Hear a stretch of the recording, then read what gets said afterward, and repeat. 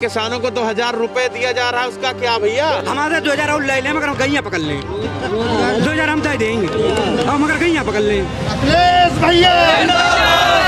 अगर बात किया जाए, सरकार ने 2000 रुपए भी तो दिए हैं कि नहीं दिए हैं? 2000 रुपए दिए हैं, लेकिन उससे कहीं ज्यादा वसूल भी तो किया है हमसे भाई। खाद पे महंगाई बढ़ा दी, पेट्रोल पे महंगाई बढ़ा दी, डीजल पे महंगाई बढ़ा दी। तो ये मैं सूद और ब्याज की हमसे वसूल कर रहे हैं। ये देते कम है, लेते ज्यादा है हमसे। मैं वार्ड नंबर 55 से जिला पंचायत चुनाव लड़ा था भाई। बीजेपी वालों ने, इन्हें विधायक जी ने, संतोष शर्मा, उन्हें 2 वोटों से जबरदस्ती विजयी बना दिया। ये अगर आज भी दोबारा काउंटिंग करा लें, आज फिर भी मैं जीतूंगा। पूरी जनता जानती है कि इन्होंने जबरदस्ती सर्टिफिकेट उन्हें दिलवा के अब विजयी बना दिया। और ये एक ट्रिपल तलाक लेके आए थे, किसके लिए भाई? महिलाओं के हक के लिए। जहाँ तहाँ हमारी दलित बहन का रेप हुआ है, उसके साथ में ये महिलाओं के हित की बात है। मैं हमारी ही बहन का चीरहड़ारों का साड़ियाँ फाड़ी गई, ये कहाँ का इंसाफ है भाई? ये किस महिला के हित की बात करी जा रही है? ये सिर्फ मुद्दों की बात है। ये सिर्फ भटकाना चाहते हैं, विकास कहीं नहीं करना चाहते हैं। 2 दिन आप और रुकिए। बीजेपी के सारे विधायक जो अपने पर्चे दाखिल कर रहे हैं, इनकी संपत्ति का मिलान किया जाए। ये हमने 5 साल में 5 बीघा जमीन नहीं खरीद पाई है। हमारे यहाँ के जो मौजूदा विधायक हैं, जो टाटा सफारी पुरानी गाड़ी चलते थे, उनके पास आज 1 करोड़ रुपए की गाड़ी है। कहाँ से लाए पैसा? तो उन्होंने जो है आपको संपत्ति का हलफनामा दाखिल कर रहे हैं। 20-20, 50-50 करोड़ रुपए उनके विधायकों की संपत्ति बढ़ रही है। भारतीय जनता पार्टी को विकास में कितना नंबर देना चाहेंगे आप लोग? हमारे खास प्रोग्राम जनता कहन में आपका फिर से स्वागत है। मेरा नाम मोहम्मद जैफ है। आप देख रहे हैं 24 तक न्यूज।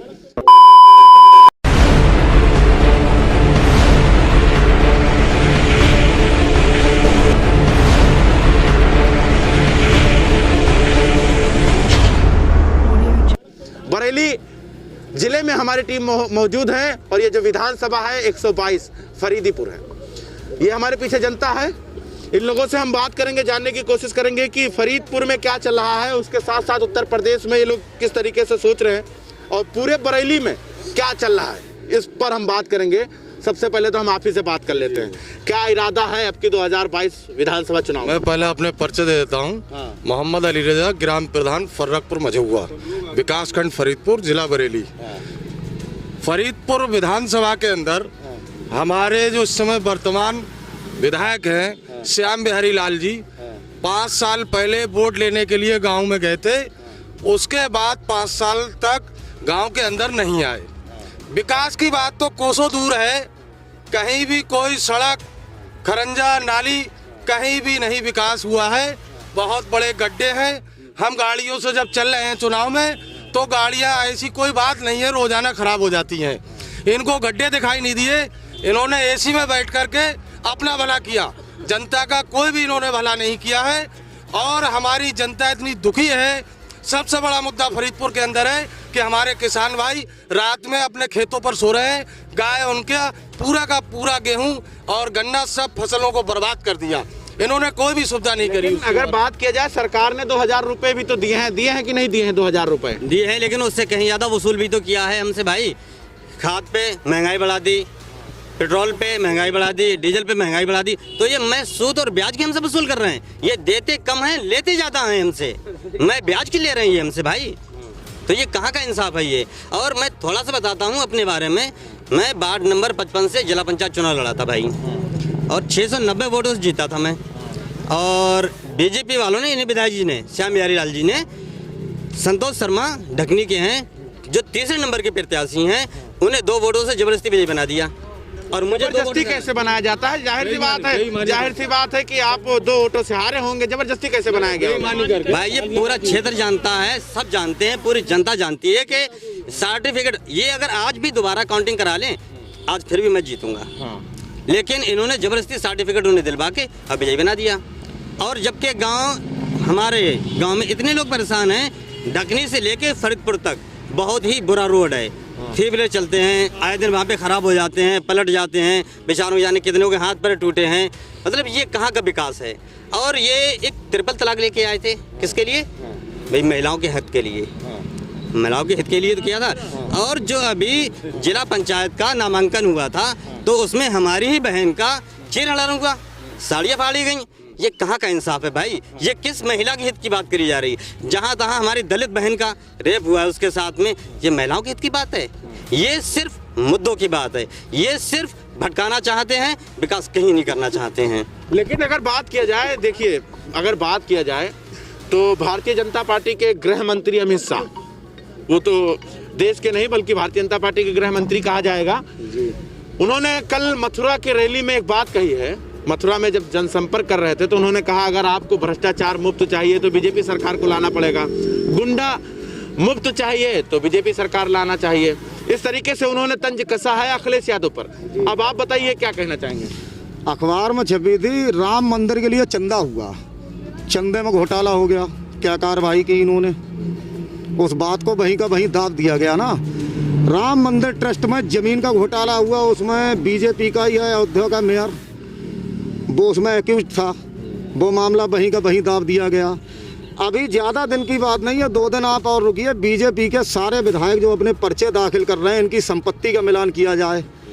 पूर्व में पर्चे दाखिल किए 5 साल पहले, अगर ईमानदार हैं तो उसी रेशियो में बढ़ना चाहिए। हमने 5 साल में 5 बीघा ज़मीन नहीं खरीद पाई है, ठीक है।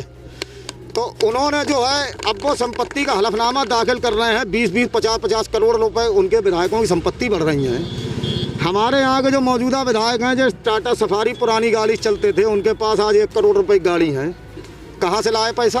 अरे मेहनत किए होंगे भैया, मेहनत ही तो हम पूछ रहे हैं, मेहनत किए मेहनत ही तो हम पूछ रहे हैं। पार्ट करी है, सुनिए पैसा लिया, सुनिए कानून से पैसे लिए, उन्होंने कमीशन खोरी करी है। आप मेरी बात सुनिए। हाँ सुनाइए। ऐसा है, यहाँ इतने लोग खड़े हैं, हिंदुस्तान की 80% जनता खेती से जुड़ी हुई है, किसान से ज्यादा मेहनती मेरी नज़र में कोई आदमी नहीं है। बिल्कुल बिल्कुल। तो मेहनती तो सब यहाँ खड़े हैं। फिर हम लोगों को गाड़ी, अगर हमारा बच्चा ये कहता है कि पापा मोटरसाइकिल बदल लीजिए, तो हमको जो है 100 बार सोचना पड़ता है कि हम मोटरसाइकिल कहाँ से पैसे लाएंगे, कैसे लेंगे। वो गाड़ियाँ 40-40, 50-50 लाख की लेके बदल रहे हैं, क्योंकि विधायक अभी है पासा, इससे पहले भी तो वो उनके व्यापार थे, तब मेहनत भी करते होंगे, तब क्यों नहीं ये राशि ठाट बांटते उनके। गेटिंग बना लो। और उसके बाद आप सुनिए, देखिए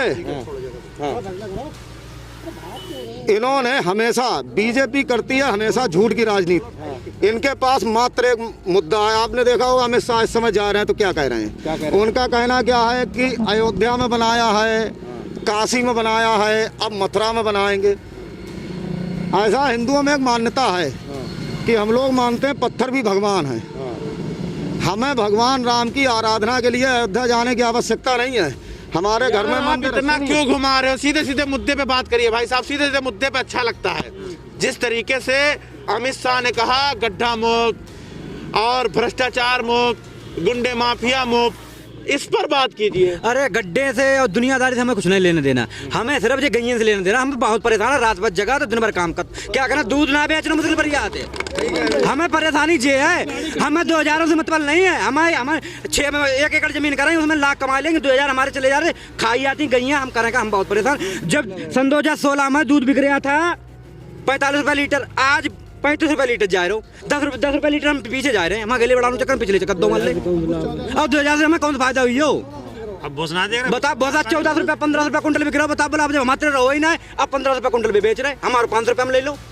अब मैं क्या करूं, बता अरे लेकिन किसानों को तो 1000 रुपए दिया जा रहा है, उसका क्या भैया? भैया हमें कोई फायदा नहीं बहु, हमारे 2000 और ले लें, मगर हम गैया पकड़ लें। 2000 हम तय देंगे और मगर गैया पकड़ लें, बस जय बात है और कुछ ना है। अच्छा, केशव प्रसाद मौर्य और स्वामी प्रसाद मौर्य को अगर तुलना किया जाए तो आपके हिसाब से कौन मजबूत है? स्वामी प्रसाद मौर्य बहुत मजबूत नेता है, जिन्होंने आज तक दलित पिछड़ों के हक की लड़ाई लड़ी है। उनके लिए हर तरह से तैयार रहते हैं और हर तरीके से उन लोगों की मदद करने का काम करते हैं। बीजेपी वाले कह रहे हैं वो तो अपराधी हैं, देख रहे हैं किस तरीके से उनके ऊपर मुकदमा था, काफी पुराना मुकदमा था। स्वामी प्रसाद मौर्य के खिलाफ कोई मुकदमा नहीं थी। झूठे मुकदमे में भारतीय जनता पार्टी उन्हें फंसाने का काम कर रही है। अगर मुकदमा था तो उनकी सरकार में 5 साल वो कैबिनेट मंत्री रहे, तो मुकदमा नहीं दिखाई दिया भारतीय जनता पार्टी के लिए। अच्छा एक बात बताइए, भारतीय जनता पार्टी को विकास में कितना नंबर देना चाहेंगे आप लोग? 0 कितना?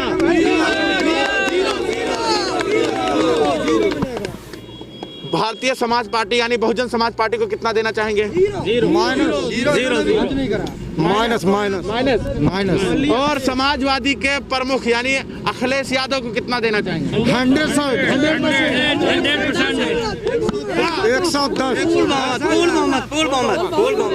तो ये फरीदपुर की जनता थी जिससे हम बात कर रहे थे और जानने की कोशिश कर रहे थे। ये हमारी टीम 403 विधानसभा तक पहुंचेगी और आप तक रिपोर्टिंग पहुंचाएगी, क्योंकि हमारी जो बात है वो जनता तक पहुंचना बहुत ज़रूरी है, क्योंकि जनता क्या सोच रही है आगामी 2022 विधानसभा चुनाव को लेकर, ये बात जानने के लिए धरातल पर हमारी टीम मौजूद है। जुड़े रहे हमारे साथ और देखते रहें माहौल क्या है। 24 तक न्यूज़ के लिए कैमरामैन चांद के साथ मैं मोहम्मद जैफ, लखनऊ। तन मन धन से